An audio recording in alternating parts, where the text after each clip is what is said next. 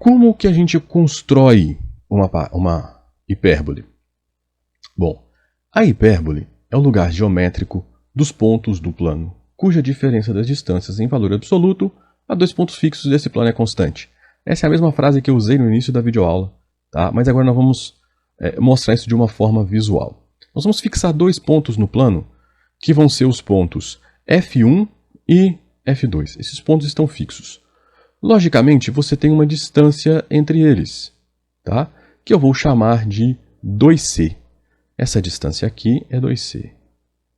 E aí, eu vou estabelecer uma outra distância fixa, que é 2A, de forma que 2A seja menor do que 2C. O que acontece? A hipérbole ela vai ser gerada pelo conjunto de pontos, cuja subtração da distância de F1 até P com a distância de F2 até P em módulo seja igual a 2A. Tá bom? Então, como você tem uma subtração, esses valores podem ir em módulo crescendo indefinidamente. O que acontece? Pela definição em módulo, então, quando para você tirar o módulo, essa subtração tem que ser igual a mais ou menos 2A. Por isso, por causa desse mais ou menos, é que a hipérbole é uma curva com dois ramos. Tá? Se P estiver no ramo da direita, a diferença é positiva. Se P estiver no ramo da esquerda, a diferença é negativa. Tá bom? Então é assim que nós vamos trabalhar para encontrar as equações da hipérbole usando essa definição de distância. Vamos agora falar sobre algumas coisas importantes da hipérbole. Então, se a gente considerar que nesses dois pontos, F1 e F2, existe um segmento, né? Um segmento F1, F2, né? Que está aqui, ó. A reta suporte desse segmento, ela pode ser para mim trabalhada como uma espécie de eixo da minha hipérbole, tá? Que é o eixo que a gente vai chamar de eixo real. Nesse eixo a gente vai ter coisas importantes da hipérbole. Por exemplo, teremos outros dois vértices, o A1 e o A2, e teremos o centro, que é exatamente o ponto médio entre o F1 e o F2.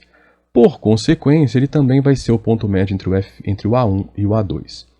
Lembra daquele A que a gente estabeleceu como distância fixa para definir a hipérbole? Pois é, esse C também vai separar o A1 e o A2 como sendo seu ponto médio, né, entre esses dois pontos. Logo, a distância de A1 até o ponto C também é A, e a distância de C até o A2 também é A. Tá bom? Então, a distância de A1 até A2 é 2A. Ok?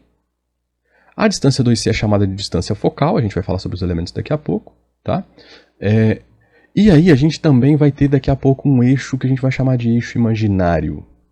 Tá? Que vai ser esse eixo perpendicular que está aqui. Mas, a priori, o que a gente precisa observar aqui é que a distância de A1 até o foco é igual à distância de A2 até o segundo foco, que as distâncias de A1 até A2 é igual a 2A, né? E que a distância do centro a cada um dos vértices, ou a distância do centro a cada um dos focos, também tem uma distância simétrica. Tá? Isso que é o importante para nós nesse momento. Bom, então era isso que eu queria falar para vocês sobre hipérbole, uma aula aí completa para vocês, né, com bastante exercício, que é o que importa para você entender como manipular bem essas coisas, né, essas equações. E aí fica a pergunta se você gostou dessa nossa aula, se ela te ajudou. Se você respondeu sim, eu peço para você nos apoiar. Curta essa aula, compartilhe com seus colegas que você acha que vai ajudá-los, né? Se inscreva no nosso canal. Se você quiser apoiar ainda mais a gente, faça um Pix para nós, tá aí a nossa chave Pix, qualquer valor apoia a gente para a gente manter o site no ar e também manter o canal, tá bom? Esses valores pagam os custos do site.